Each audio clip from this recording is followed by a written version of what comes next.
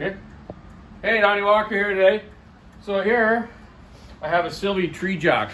For years, we've sold and serviced tree jacks. My dad's an expert at rebuilding them. Unfortunately, he's retired now, and I don't have him around to help me out. But this one just had a leaky pump here. Not the seals, I don't think. I'm just going to test it. This one will lift 28 tons. And the next size up one, that's a one-man unit, lifts 50 tons. Then they used to have a dual ram type system that'll lift 125 tons. And another one that would lift 70 tons. So you can lift over a pretty big tree with this. What you got to do is have the tree all cut up. Then in the back of the tree, where your back cut is, you would cut a square window in it. And you would set the jack in there and jack it up. Get your wedges in there.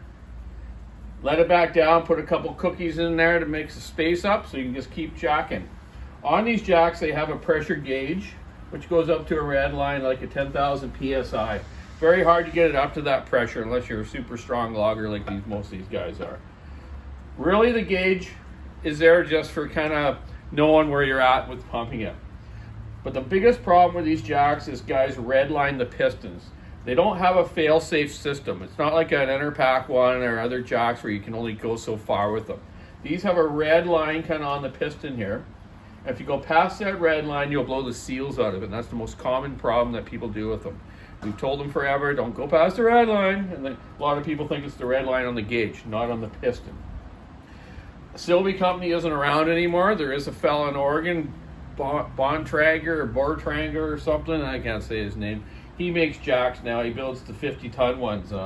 They're expensive. They're not cheap. This one was probably around $3,000 when it was new. And it's all made out of aluminium. I was going to say aluminum, but I can't say that word. Trout mubbles. Anyways, the reason they're aluminum, if they're steel, and this tree set back on you with some wind or it blew the casing or something, it's going to be like a what do you call those things? Grenade. It's just going to shatter. It's going to take you out. So WCB, which is our government safety advisors in BC, only allows to have aluminum jacks. On the top of the jack here too, you have like a swivel on the top of the piston. So as the tree leans, the thing will move a little bit with it, so you don't bend the ram or bend the pistons on them.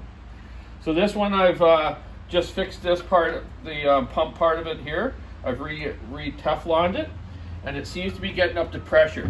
I get a little scared running these because a bunch of years ago, we have a huge big press down below where we press these great big processor bars, like these big 3/4 inch ones here. It's kind of hard to tell, but this is a 3/4 inch bar. We just put our chain on there to test our drivers, make sure they're not burnt up for our grinder.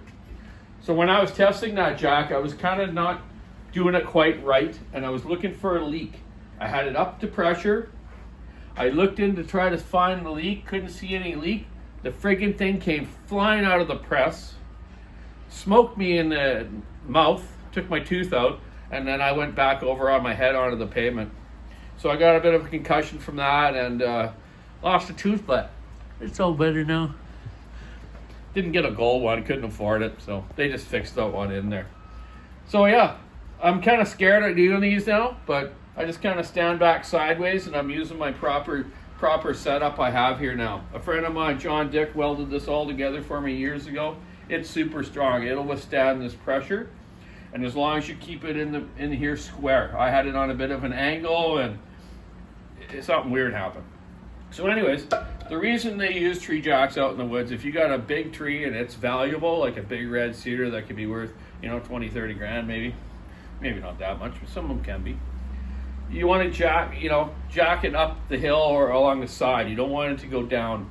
So they'll jack trees over to save them so that you get more value out of them. So yeah, that's the Sylvie tree jack in a nutshell. Like I said, they're a bit of a grunt to work on. Sometimes I set them down to Duncan to Cowichan Hydraulics if I can't get them right, and I'll send them down there to a place. I just don't have time to be messing around for hours and hours on these things. Plus, they're hard to get parts for now. If you do have a Sylvie tree jack and you need stuff for it, you need to get hold of Madsen's Logging Supply in Washington and Chehalis, Washington. That's where I get my stuff now because the Sylvie company's not around anymore. Anyways, yeah, back to some power saws, so the guys can get out here and use them. Use this. So keep sawing wood, stick in the ice, grab on the road, check out the WalkerSawShop.com online store, and have a great day.